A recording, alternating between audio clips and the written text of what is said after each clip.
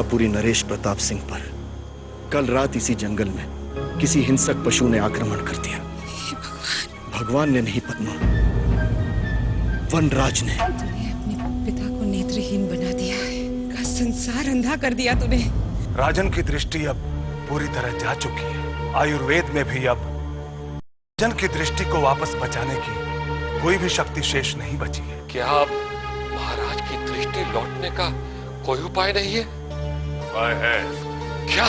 चंद्रमुखी, उसके महल के बाग में बहुत सुंदर फूल खिलता है। यदि कोई वो फूल जाके राजकुमारी चंद्रमुखी के राज्य से ले आए, उस फूल के स्पर्श से महाराज के नेत्रों की ज्योति वापस आ सकती है। तुम दोनों जिस तरह के राजकुमार की कल्पना कर रही हो, हमारे मन का राजकुमार बिल्कुल वैसा नहीं है। ना तो वो किसी देश के महाराज का पुत्र होगा और ना ही उसके पास धन दौलत होगी। मेरा बस चलता तो मैं अपनी आंखें निकालकर पिताश्री को दे देता। यात्रा पर जाने से मुझे क्या हासिल होगा? एक फूल जो तुम्हारे पिता की दृष्टि को वापस लौटा सकता है। एक जादुई फूल है। अगर मैं उसे पाने में सफल हो गया तो उसके स्पर्श से पिताश्री के नेत्रों की ज्योति वापस आ सकती है। हमने फैसला किया है कि हम चंद्रमुखी के राज्य में जाकर वो फूल लाएंगे जिससे पिताश्री की दृष्टि वापस आ जाए। मैं नहीं चाहती कि तुम मृत्यु के मुख में जाओ। मैं तो सिर्फ जानने के लिए कह रही थी कि तुम इस रास्ते से जाना ही क्यों चाहते। क्या तुम जानते नहीं, ये रास्ता उस डगर पर जाता है जहां से आज तक योद्धा महायोद्धा और राजा महाराजा तक जीवित नहीं लौटे। तो फिर तुम्हारी औकात क्या है? अपने जीवा को लगाम दे नादान युवती। शायद तुझे ये ज्ञात नहीं तो किनसे बात कर रही है। ये अलकापुरी राज्य के इकलौते युवराज हैं, राजकुमार भानु प्रताप सिंह। समझी? क्षमा करना युवराज, लेकिन मेरे कहने का तात्पर्य सिर्फ इतना ही था कि ये रास्ता आगे जाकर ऐसी भूल भुलैया में बदल जाता है जहां से कोई भी मनुष्य निकल नहीं पाता, और रास्ते में भयानक जीव जंतु और जादू टोने वाले विचित्र मनुष्य भी मिलेंगे जो तुम्हारे प्राण भी ले सकते हैं।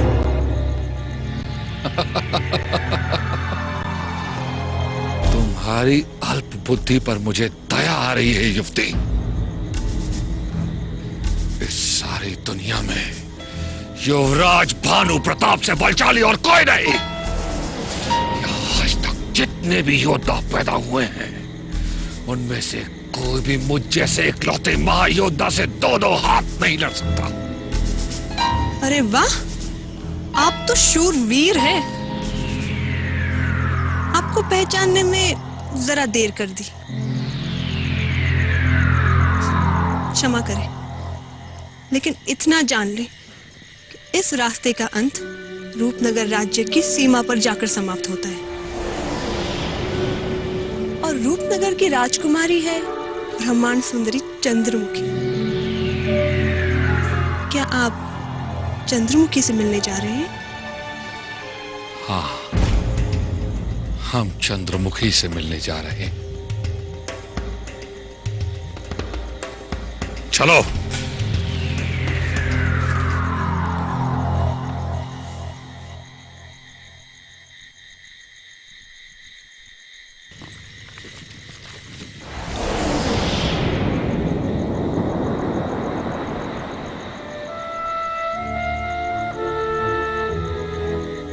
इतना समय हो गया है, कस्तूरी अभी तक आई क्यों नहीं? कहाँ चली गई?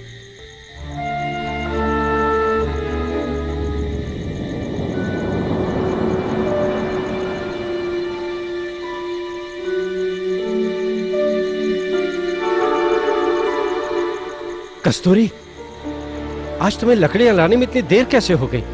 चिंता के मारे मेरे तो प्राण ही सूख गए थे। देखो, कल से सूर्य ढलने से पहले तुम घर लौट आया करो। बाबा, सूरज डूबने से पहले मैं हमेशा की तरह घर ही लौट आती थी, मगर रास्ते में एक अक्खड़ राजकुमार और उसके साथी मिल गए थे। बस उसे रास्ता बताने में जरा देर हो गई। कहाँ का रास्ता पूछ रहा था? कौन था वो राजकुमार? वो राजकुमार स्वयं को अलकापुरी का युवराज बता रहा था। अलकापुरी का राजकुमार? कहीं तो भानु प्रताप सिंह की बात तो नहीं कर रही? हाँ बाबा, उन्होंने अपना नाम राजकुमार भानु प्रताप सिंह ही बताया था और वो चंद्रमुखी के राज्य के रास्ता पूछ रहे थे। अच्छा, तो इसका तात्पर्य ये हुआ कि भानु प्रताप सिंह भी चंद्रमुखी का फूल पाने का सपना देख रहा है। उसने तुमसे चंद्रमुखी के विषय में कुछ बातचीत तो नहीं की? नहीं बाबा, जैसे मैंने उसे रास्ता बताया तो वह एक पल के लिए भी नहीं ठहरा और अपने सैनिकों के साथ रूपनगर की तरफ चला गया। हे ईश्वर, भानु प्रताप सिंह से वनराज की रक्षा करना, वो कहीं उसे हानि न पहुंचाने पाए। बाबा, क्या कोई चिंता का विषय है?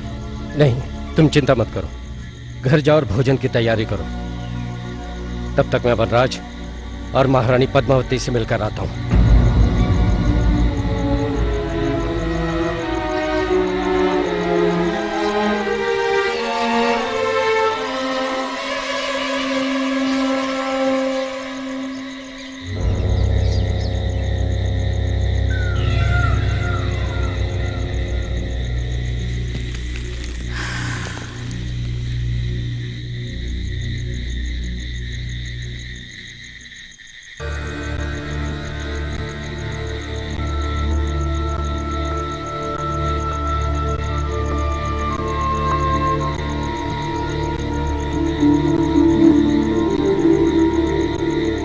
माँ, तुम्हारा स्वास्थ्य तो ठीक है? मेरा स्वास्थ्य ठीक है। मुझे तेरे पिता की चिंता है। न जाने वो किस हाल में होंगे। वो दोनों महारानियों को तो षड्यंत्र करने से ही समय नहीं मिलता होगा। पता नहीं महल में क्या हो रहा होगा। काश मैं उनके पास होती, उन्हें किसी प्रकार का कष्ट न होने देती। माँ, तो चिंता मत कर, सब ठीक हो जाएगा। वनराज। प्रणाम बाबा। आयुष्मान भव वनराज। प्रणाम बाबा। सौभाग्यवती भव महारानी। आप इस समय कोई चिंता का विषय है क्या? हाँ वनराज, विषय तो चिंता का ही है। इसलिए तत्काल मुझे आप लोगों के पास यहाँ आना पड़ा। ऐसी क्या अनहोनी हो गई बाबा, जो आप इतने चिंतित दिखाई पड़ रहे हैं? महारानी, अनहोनी अभी तक हुई नहीं, परंतु यदि हमने सावधानी नहीं बरती तो अनहोनी हो भी सकती है। अनहोनी भी हो सकती है? अभी तो मैं महाराज के साथ हुई अनहोनी को भी नहीं भूल पाई हूँ बाबा। अब और क्या अनहोनी हो सकती है? महारानी, अभी कुछ समय पहले भानु प्रताप चंद्रमुखी के राज्य की ओर जाने के लिए निकला है और यहाँ वनराज भी वहां जाने की पूरी तैयारी में है। यदि भानु प्रताप को वनराज की वास्तविकता का पता चल गया महारानी, तो अनर्थ हो जाएगा। कुछ अनर्थ नहीं होगा, आप तने की चिंता ना करें। भानु भैया मेरा कुछ नहीं बिगाड़ पाएंगे। हाँ वनराज, ये सच है कि वो तुम्हारा कुछ नहीं बिगाड़ सकता, परंतु तुम्हें हानि अवश्य पहुंचा सकता है। ये मैं नहीं, तुम्हारे मस्तिष्क पर लिखी रेखाएं बता रही हैं। वो तुम्हारे कार्य में बाधा अवश्य डालेगा और उसके कष्ट से तुम अपने उद्देश्य से भटक भी सकते हो। बाबा, मैं चाहे कितना भी भटक जाऊं, लेकिन अपने उद्देश्य से कभी नहीं भटकूंगा।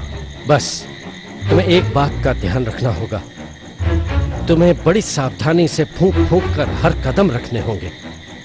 चंद्रमुखी के सैनिकों से तुम्हें अपने आप को बचाना होगा, क्योंकि यदि उन्होंने तुम्हें देख लिया तो वो तुरंत तुम्हें बंदी बनाकर कारागार में डाल देंगे और फिर तुम्हारा वहां से बचकर निकलना असंभव होगा वनराज।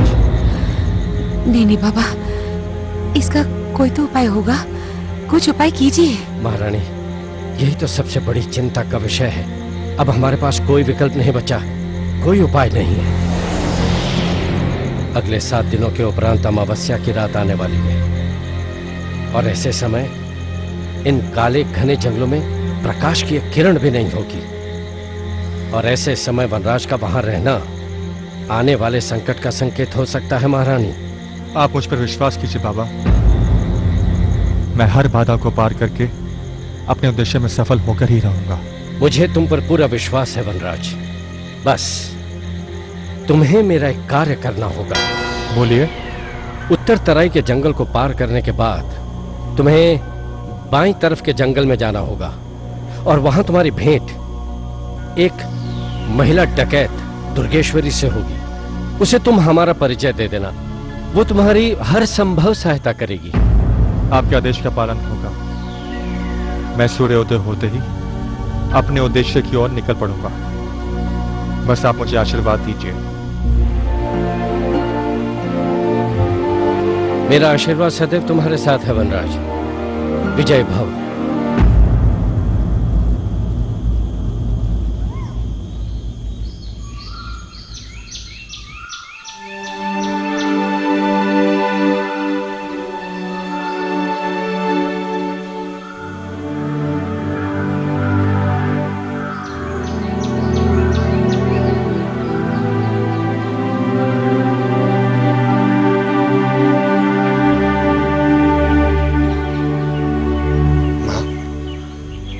मुझे आज्ञा दे और आशीर्वाद दे, मैं अपने लक्ष्य में सफल रहूं। मेरा आशीर्वाद सदा तेरे साथ है बेटा।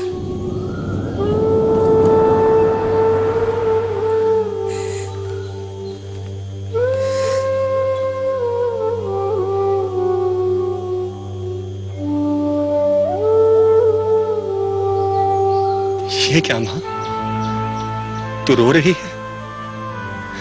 नहीं मां, नहीं। तू मुझे आंसू भरी विदाई मत दे। अगर तू इसी तरह आंखों से नीर बहाती रही तो मेरा धैर्य जाने से पहले ही टूट जाएगा। मुझे हंसकर विदा कर मां, हंसकर। मैं रो नहीं रही हूं बेटा, ये तो ममता की वो बूंदे हैं जो अपने बेटे की सफलता की कामना में रुके नहीं रुक रहे। देख मां, तू मुझसे लाख छुपाने की चेष्टा कर, मगर तेरा दुख छुपाए नहीं छुप रहा है। एक माँ ही जानती है, जब उसके कलेजे का टुकड़ा उससे दूर जाता है तो उसके कलेजे में क्या बीतती है। और फिर मुझे तो ये भी नहीं मालूम कि तू वापस कब आएगा। मैं शीघ्र से शीघ्र ही लौट आऊंगा, और जब मैं चंद्रमुखी का फूल लेकर आऊंगा तो हम पिताश्री को दोबारा देख पाएंगे। और अगर ईश्वर ने चाहा तो हम सब का पुनर्मिलन भी हो जाएगा। यही तो मेरा स्वप्न है बेटा, तू इसे पूरा करेगा ना? तेरे स्वप्न को साकार करने के लिए चंद्रमुखी के पथ पर अपने लक्ष्य में आने वाली हर बाधा को समाप्त कर दूंगा। जिसमें अपनी जननी के लिए इतना स्नेह भरा है, उस मानव को भला कौन चुनौती दे सकता है? जा पुत्र जा, ईश्वर तुझे अपने लक्ष्य में सफल करे। बस एक बात याद रखना, उस काली अमावस की रात को एक क्षण के लिए भी अग्नि देवता से अलग नहीं होना। मैं सदैव तेरी बात याद रखूंगा मां, सदैव। मुझे आशीर्वाद दे।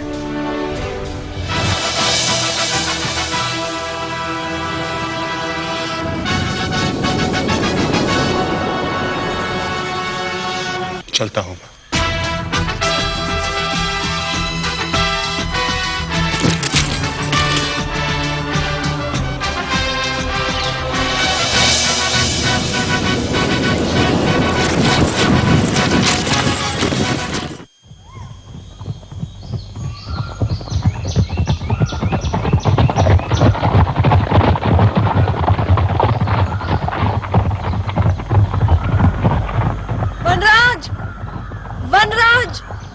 कस्तूरी,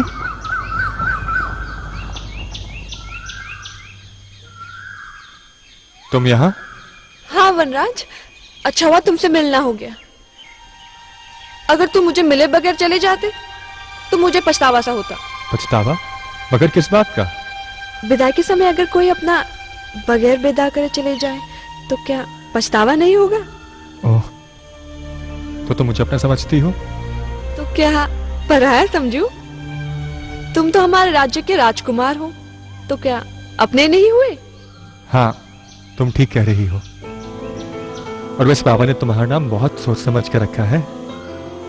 कस्तूरी अपनी सुगंध पूरे जंगल में फैलाती है, उसी प्रकार तुम अपने निश्चल प्रेम से मेरे जीवन में भी सुगंध फैला रही हो।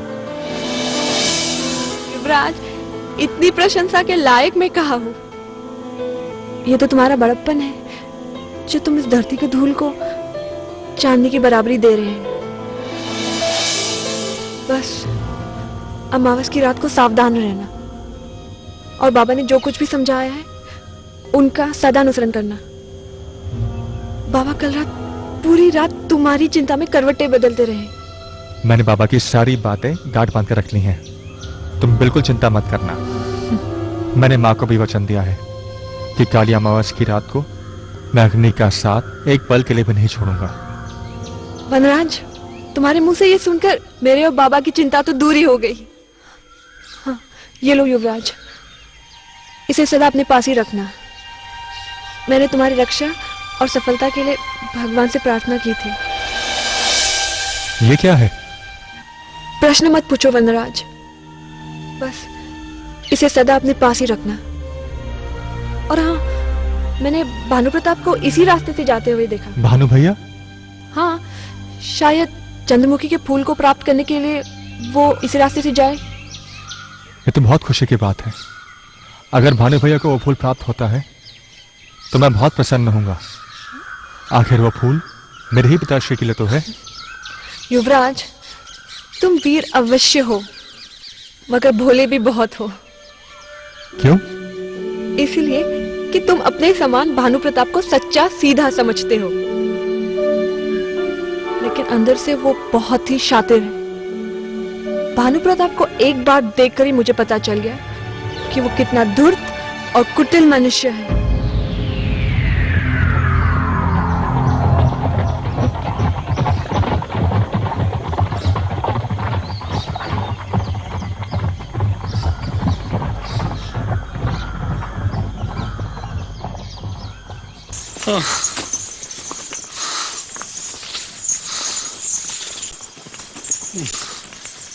पता नहीं हम कहां आ गए।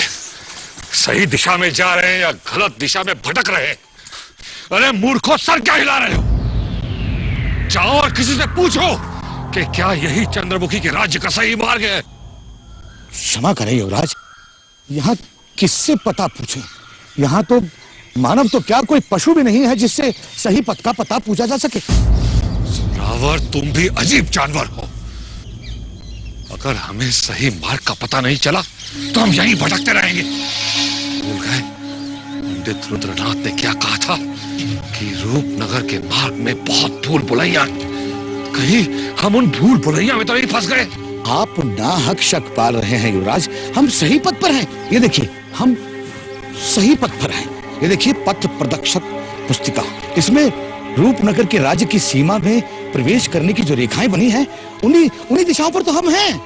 हमें तुम्हारी चतुराई पर पूरा विश्वास है जोरावर, पर हमें ये बताओ कि अब तक हम कहां पहुंचे? युवराज, अभी हम अपने राज्य की सीमाओं से अधिक दूर नहीं आए हैं, किंतु रूपनगर राज्य तो बहुत दूर है।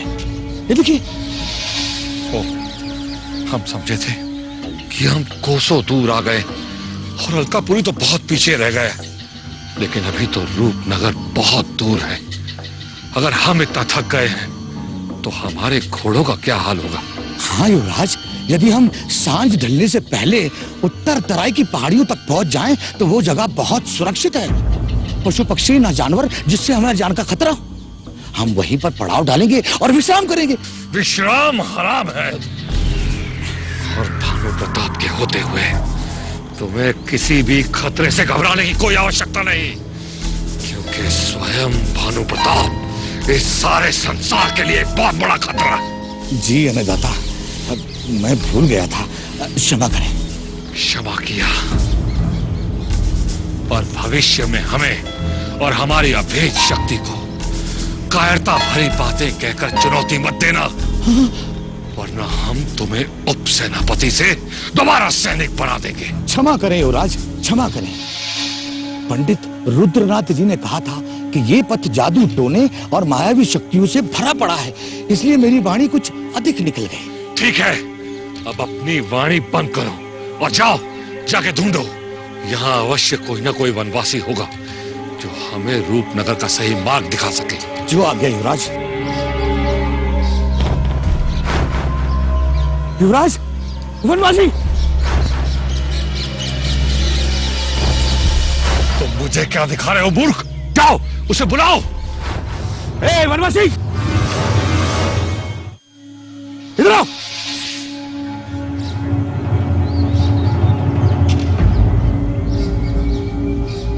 ए वृद्ध, क्या तुम इसी वन के वासी हो?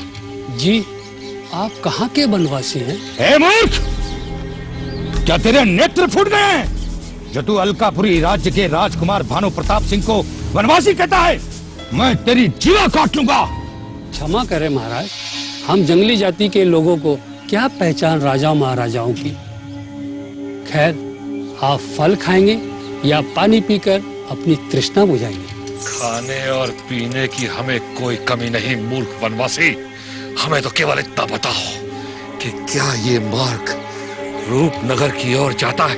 नहीं अन्नदाता, अब गलत रास्ते की ओर भ्रमण कर रहे हैं। यहाँ से पीछे 2 कोस दूरी पर बाईं ओर जो रास्ता जाता है वो चंद्रमुखी के महल की ओर जाता है। जोरावर सिंह, लगता है कि तुम्हारे सैनिक बनने के दिन करीब आ रहे हैं।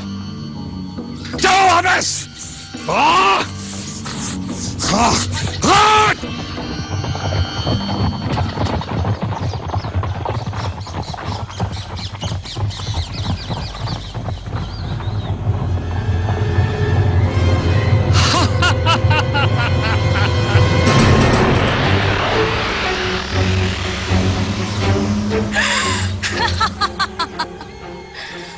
मूर्ख युवराज, न जाने तेरे जैसे कितने राजा महाराजा यहाँ चंद्रमुखी की खोज में आए, मगर कोई भी वापस लौट कर ना जा सका।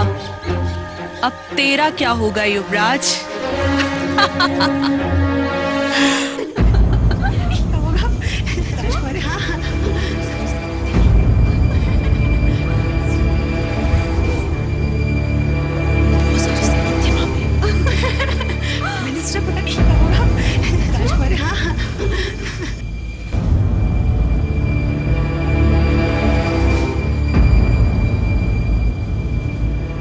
राजकुमारी को नागराज का शत शत प्रणाम। प्रसन्न रहो। कहो, क्या समाचार लाए हो? समाचार तो चौंकाने वाला है राजकुमारी जी। किसी दूर देश से फिर कोई युवराज हमारे राज्य की सीमा के पास आ गया है और हमारे राज्य की सीमा में प्रवेश करने की तैयारी कर रहा है। अरे वाह, ये तो अति शुभ समाचार है। हमारी राजकुमारी को दुल्हन बनाने वही राजकुमार आने वाला है। नहीं ऐश्वर्या, अति उत्साह में इतनी प्रसन्न मत हो जाओ, क्योंकि जिसे तुम शुभ समाचार कह रही हो वो हमारे लिए कभी भी शुभ नहीं रहा। आज तक कोई भी युवराज हमारे राज्य में प्रवेश नहीं कर सका है। क्यों? क्षमा कीजिए राजकुमारी, भले ही आज तक कोई भी राजकुमार हमारे इस राज्य की सीमा में नहीं आ पाया है, लेकिन हमें उम्मीद नहीं छोड़नी चाहिए। हो सकता है इस राजकुमार के भाग्य में इस सुंदर राज्य में प्रवेश करना लिखा हो। हाँ राजकुमारी जी, ऐश्वर्या ठीक ही तो कह रही है। आप इतनी उदास क्यों हो? इस चंद्रमा के समान सुंदर मुखड़े पर डर की छाया क्यों आ गई? नहीं बेला, तुम नहीं समझोगी। हम तुम्हें फिर कभी विस्तार से समझाएंगे। नागराज, तुम ये सूचना महामंत्री वीरेंद्र सिंह को दे दो। जो वो उचित समझेंगे करेंगे। उनसे कहना कि अगर वो नए युवराज को सुरक्षित हमारे दरबार में लाएंगे तो हम उन्हें उचित सम्मान और इनाम देंगे। आपकी आज्ञा सराख होगा राजकुमारी जी। आज्ञा दीजिए। प्रणाम।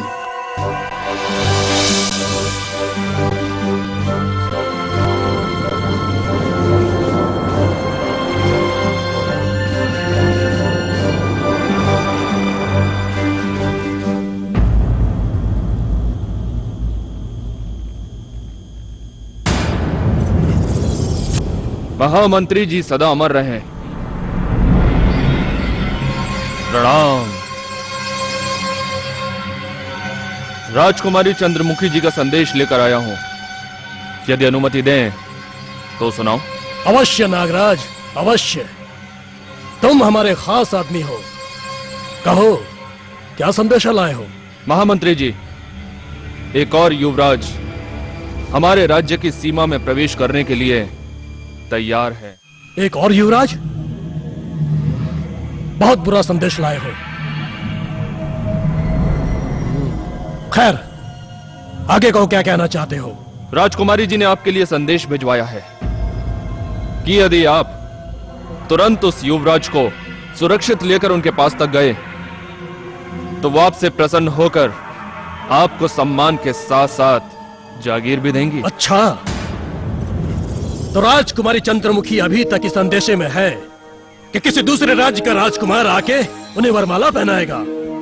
लेकिन राजकुमारी ये नहीं जानती कि अगर उनके भाग्य में सुहागन बनना लिखा है तो उनके गले में हमारा पुत्र धुआं सिंह, और सिर्फ धुआं सिंह ही माला पहनाएगा। क्यों नागराज, हमने कुछ गलत तो नहीं कहा ना? महामंत्री जी, आपके कहे शब्द तो पत्थर पे खिंची लकीर के समान अमिट होते हैं। विश्वास कीजिए, इस सारे संसार में आपके सुपुत्र महाबली धुआं सिंह के सिवाय और कोई युवराज राजकुमारी चंद्रमुखी के लायक हो ही नहीं सकता। है? तुम सच तो कह रहे हो ना? कहीं ऐसा तो नहीं कि तुम हमें प्रसन्न करने के लिए चापलूसी कर रहे हो और हमारी पीठ पीछे जहर उगलने के लिए तैयार बैठे हो? नहीं महामंत्री जी, भला आपका ये दास आपकी झूठी प्रशंसा कैसे कर सकता है? ये नागराज एक बार को आपके नाम के आगे अपनी गर्दन कटवा सकता है, लेकिन आपकी पीठ पीछे विष उगलकर अपनी नाक नहीं कटवाएगा। शाबाश, शाबाश, हमारा तुम पर पूरा भरोसा है। राजकुमारी चंद्रमुखी के विवाह पर हम स्वयं महाराज को न्योता देना भूल सकते हैं, लेकिन तुम्हें नाच गाने पर जरूर बुलाएंगे। दास पर आपकी बहुत बड़ी कृपा होगी। महामंत्री जी, इस दास के लिए और क्या आदेश है? हमारा यह आदेश है कि तुम हमारे पुत्र धुआं सिंह के पास जाओ और उनसे कहो कि हम उनसे तुरंत मिलना चाहते हैं। किसी गंभीर विषय पर हमें उनसे ही बात करनी है। जो आज्ञा। प्रणाम। ठहरो। आज्ञा अन्नदाता। हमारे और हमारे पुत्र के बारे में तुम जो भी छल कपट जानते हो उसे अपने हृदय में समेट कर रखना, वरना बाकी अभागे युवराजों की तरह तुम्हारा शव भी रूपनगर की किसी झील में मगरमच्छों का निवाला बनकर रह जाएगा। विश्वास करें महामंत्री जी, इस दास का मुंह सदा बंद रहेगा। जाओ, प्रसन्न रहो। प्रणाम।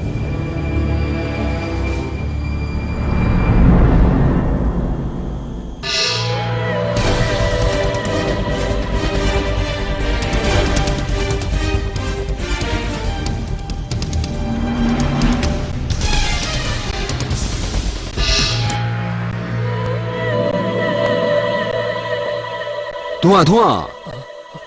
प्रणाम पिताश्री। सदा प्रसन्न रहो पुत्र। पिताश्री, आज आप चिंतित दिखाई दे रहे हैं, क्या बात है? हाँ पुत्र, अब अगर तुमने राजकुमारी चंद्रमुखी को अपने साथ विवाह करने के लिए राजी नहीं किया तो बहुत देर हो जाएगी। अगर कोई दूसरा युवराज रूपनगर में प्रवेश कर गया तो हाथ मलते रह जाओगे। नहीं पिताश्री, नहीं। रूपनगर राज्य में आग लग जाएगी जिस दिन आपकी वाणी सत्य होते हुए दिखाई देगी, और उस आग में विनाश के सिवा कुछ नहीं बचेगा, कुछ नहीं। कदाचित ऐसा ना हो, लेकिन पुत्र तुरंत एकांत में जाकर तुम्हें राजकुमारी को मनाने और रिझाने का कार्य कर लेना चाहिए। पिताश्री, मैं एकांत की खोज में तो हूँ, परंतु क्या करूँ? चारों प्रहर राजकुमारी की वो दो डायन सखियां उसे घेरे लेती है। बताइए क्या करूँ? तुम्हें एकांत का अवसर प्राप्त करना ही होगा पुत्र। क्या तुम जानते नहीं हो, महाराज ने अपने सुपुत्री के हाथ पीले करने के लिए नगर के बाहर ढिंडोरा पिटवा दिया है। अगर कोई भी योद्धा या युवराज राजकुमारी के साथ विवाह करना चाहता है तो वो अपने राज्य रूपनगर में आमंत्रित है। अब तो पहले से ज्यादा युवराज अपने राज्य की तरफ कूच करेंगे, तब क्या होगा? किस किस का वध करेंगे हम? और अगर इस बात का पता महाराज को चल गया तो महाराज तुम्हारे और मेरे टुकड़े टुकड़े करके राज्य के जंगली जानवरों के सामने डाल देंगे। अरे अरे तुम तो राजकुमारी के बचपन के सखा हो, फिर उसे मोहित करके उससे विवाहबद्ध होने में क्यों देर लगा रहे हो? आखिर किस बात की प्रतीक्षा है तुम्हें? सही बात है पिताश्री, सही बात है। अब प्रतीक्षा की घड़ियां समाप्त हुई। अब जब मैं लौटूंगा तो शहनाई की धुन के साथ लौटूंगा। चंगो मंगो, चलो पीछे आओ, पीछे।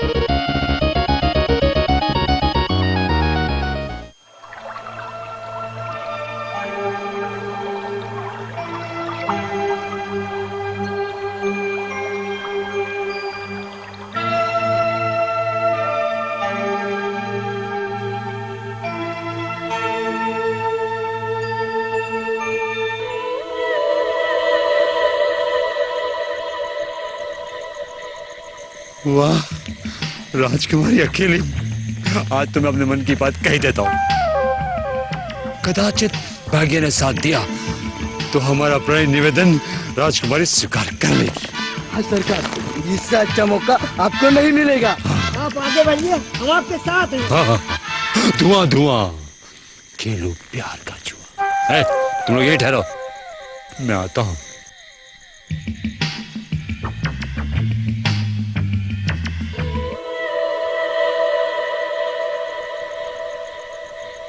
चाचा की चटोरी ने चटनी बनाई, चटनी के साथ चूहे ने पूरी खाई, चूही ने चूहे को चिमटी काट, चूहा चिल्लाया चू।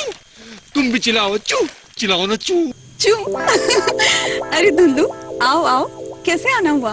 बताता हूँ, अगर आपकी आज्ञा हो तो मैं वहाँ बैठ जाऊँ? हाँ हाँ, क्यों नहीं, आओ बैठो।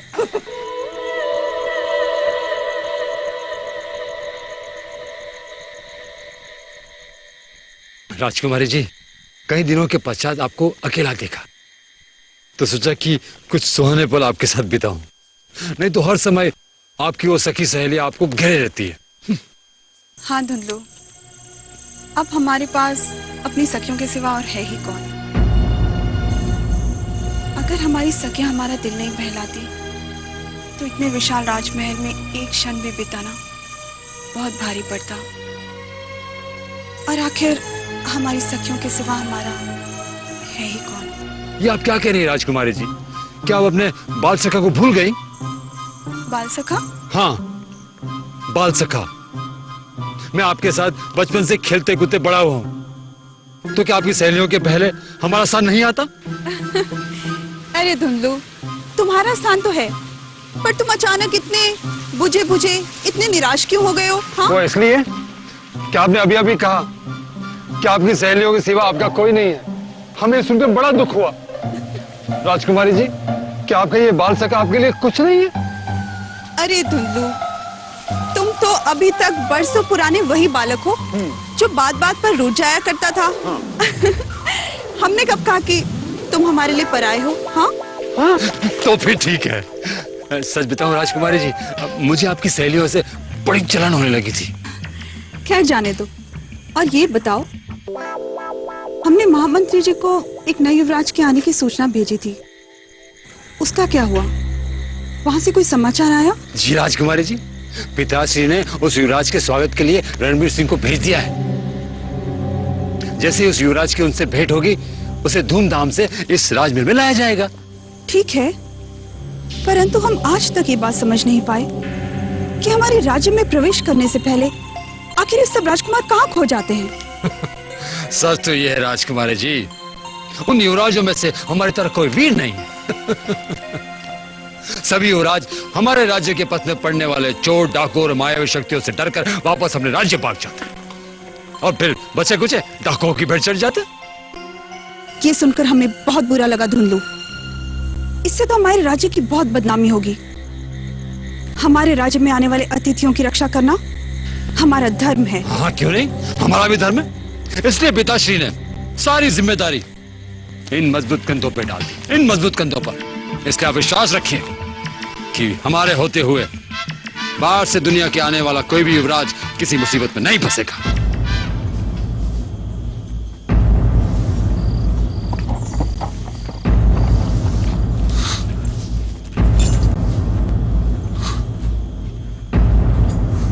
ये क्या युवराज, यहाँ तो पथ ही समाप्त है। मूर्ख जोरावर, हम अंधे नहीं हैं, हमें भी दिखाई देता है। पर अब घोड़ों को आगे ले जाने के लिए कोई ना कोई मार्ग तो ढूंढना ही पड़ेगा। चलो तुम लोग यहीं ठहरो, हम लोग आते।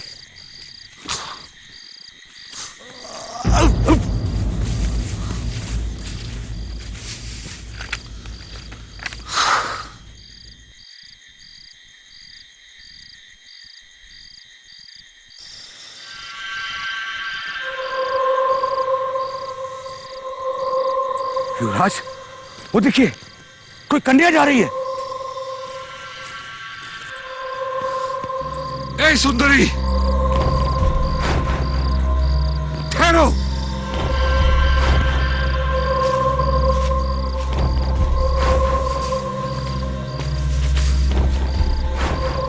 सुंदरी, अवश्य तुम एक वनवासन ही हो। हाँ, आप कौन? सुंदरी, तुम शायद इन्हें नहीं जानती, अन्यथा ऐसी बातें नहीं करती। ये अलकापुरी राज्य के इकलौते राजकुमार हैं, युवराज भानु प्रताप सिंह। ये तो सूरत से ही लगते हैं, पर आप इन भयानक वनों में क्यों भटक रहे हैं? हम रास्ता भटक गए हैं सुंदरी। क्या ये मार्ग चंद्रमुखी के राज्य की ओर जाता है? ना ना युवराज, ये रास्ता तो चंद्रमुखी के राज्य से उल्टी दिशा में जाता है। उल्टी दिशा में? हाँ, उल्टी दिशा में। आप जिधर से आए हैं वहीं वापस लौट जाइए। परंतु हम जिस मार्ग से आ रहे हैं वहां एक वनवासी ने हमें इधर जाने को कहा था। समझी, तो चंद्रमुखी के ठगों ने आपको भी भ्रमित कर दिया। चलो, इसी बहाने आपके प्राण तो बचे। प्राण तो बचे? चंद्रमुखी के ठग?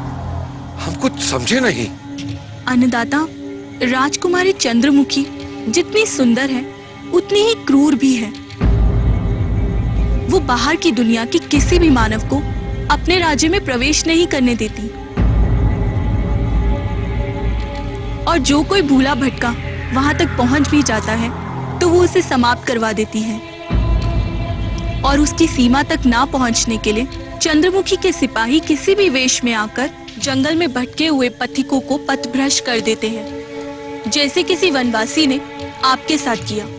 सुंदरी, तुम्हारे मुख से सच्चाई झलक रही है।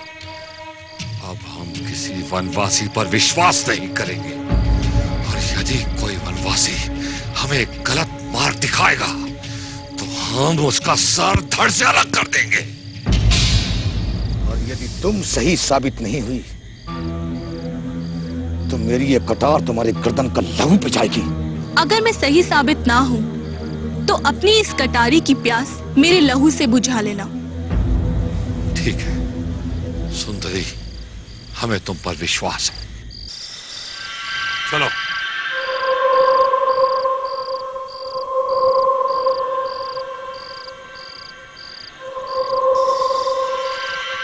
बेचारा युवराज अब इन भयानक वनों में पागलों की तरह एक पद से दूसरे पद तक भटकता रहेगा। पर इसे चंद्रमुखी तो क्या, चंद्रमुखी की छाया तक नहीं मिलेगी।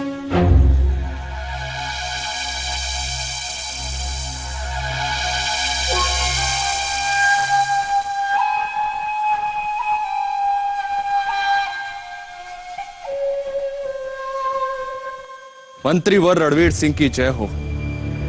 प्रणाम। क्या गुप्त समाचार लाए हो नागराज?